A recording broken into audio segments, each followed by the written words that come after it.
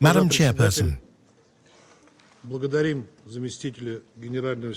we thank UN Under-Secretary General for Political and Peace-Building Affairs, Rosemary DiCarlo, and International Atomic Energy Agency Director, General Rafael Grossi, for their reports. First and foremost, we would like to express our condolences to the leadership and people of the Islamic Republic of Iran in connection with the numerous casualties, including among civilians, resulting from Israeli strikes.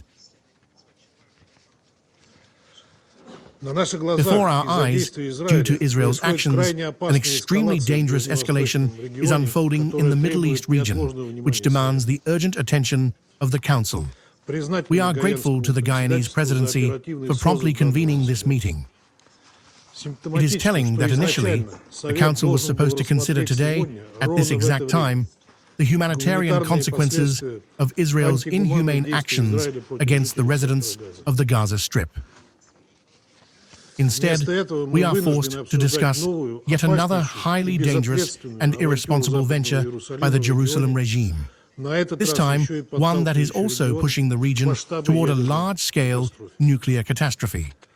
On the night of June 13th, Israel carried out a series of large-scale strikes on the territory of the Islamic Republic of Iran. The attacks targeted sleeping cities, civilian infrastructure, as well as peaceful nuclear facilities under the safeguards of the International Atomic Energy Agency.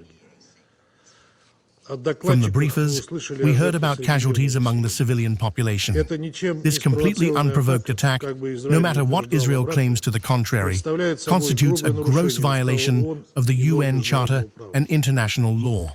There is a growing sense that Israel's leadership is convinced it has complete free reign in the region and apparently believes that Israel can trample all legal foundations and supplant all international institutions, including the UN Security Council and the Atomic Energy Agency. The Russian Federation strongly condemns this action by the Zionist Jerusalem regime. Its military adventures are pushing the region to the brink of a major war. Full responsibility for all consequences of these actions lies entirely with the Israeli leadership and those who encourage it. Of particular concern are the potential radiological consequences of the strikes on nuclear facilities. For many years, our country has warned against the inadmissibility of resolving issues surrounding Iran's nuclear program by force, as this could lead to severe consequences not only for the Middle East region, but for the entire world. However, these appeals went unheeded, and now the situation is unfolding according to the worst and most unpredictable scenario. Madam Chairperson, Israel's actions are aimed at undermining the ongoing negotiation efforts in various formats to find solutions for reducing tensions surrounding Iran's peaceful nuclear program. While the entire world hopefully awaits the results of the next round of indirect contacts between Iran and the United States, previously scheduled for June 15th, Israel has chosen to preempt them in its own favor and began bombing Iran's nuclear energy infrastructure, demonstrating disregard for laws, norms, agreements, and rules, everything that forms the basis of civilized interaction between states. However, responsibility for what has happened lies not only with the State of Israel, but also with its closest allies. This is a direct consequence of the indulgence of Western countries, which for months have deliberately and methodically fueled anti-Iranian hysteria, both in the UN Security Council and in the International Atomic Energy Agency Board of Governors. These states did not even attempt to find a constructive solution to the crisis surrounding the Joint Comprehensive Plan of Action and UN Security Council Resolution 2231, which endorsed it.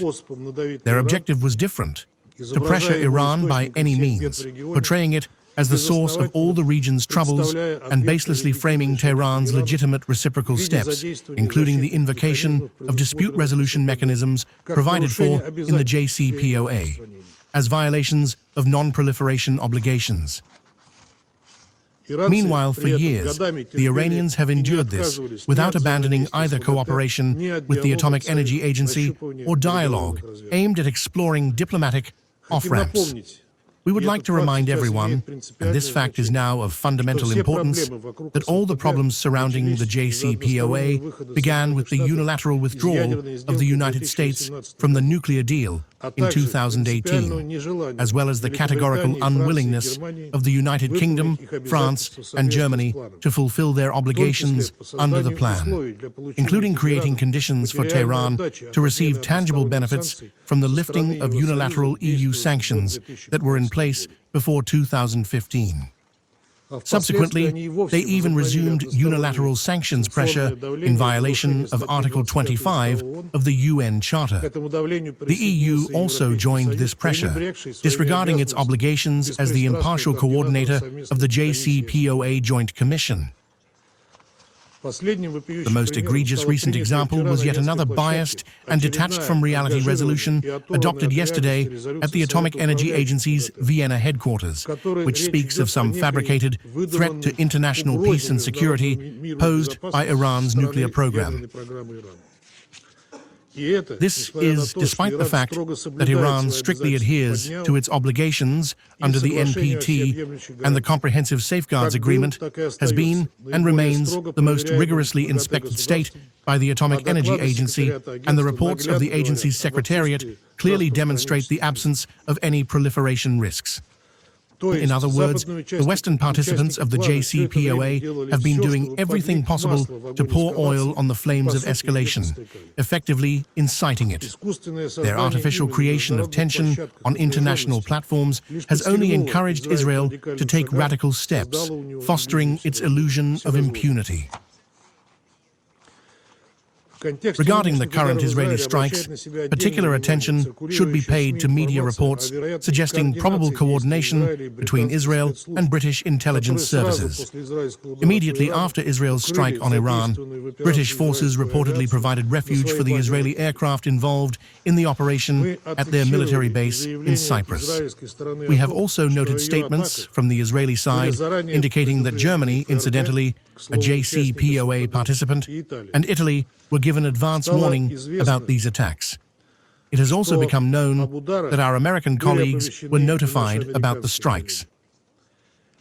France, which clearly had prior knowledge, has also expressed support for Israel's actions.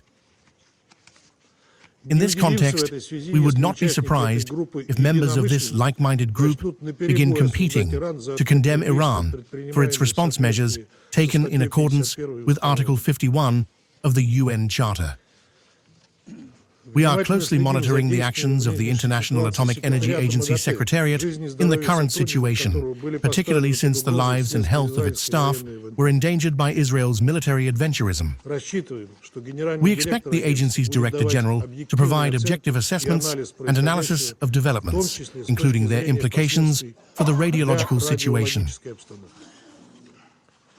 Madam Chairperson, the unprovoked attacks on the territory of sovereign Iran, the deliberate strikes against peaceful nuclear infrastructure facilities can have no justification whatsoever. The international community must not and cannot remain indifferent to such provocation. Tolerating such actions is a path toward major war in the region and poses a serious threat to global security. We are convinced that the UN Security Council must provide an unambiguous legal and political assessment of Israel's actions, as well as call for the immediate cessation of all forms of coercive pressure and abandonment of the practice of unilateral military steps. It is imperative to support all diplomatic efforts aimed at de-escalation and a return to negotiations. Madam Chairperson, we wish to emphasize once again, the resolution of issues related to Iran's nuclear program is possible exclusively through peaceful, political diplomatic means. No force-based solution can be either legitimate or viable in this regard. This, incidentally, has been repeatedly stated by the United States itself when justifying its willingness to continue negotiations. Russia remains committed to strengthening international law, upholding the UN Charter, and seeking solutions that prevent the region from sliding further toward another devastating war. We are prepared to cooperate with all those who stand for diplomacy and the pursuit of peaceful means to resolve existing contradictions. Thank you for your attention.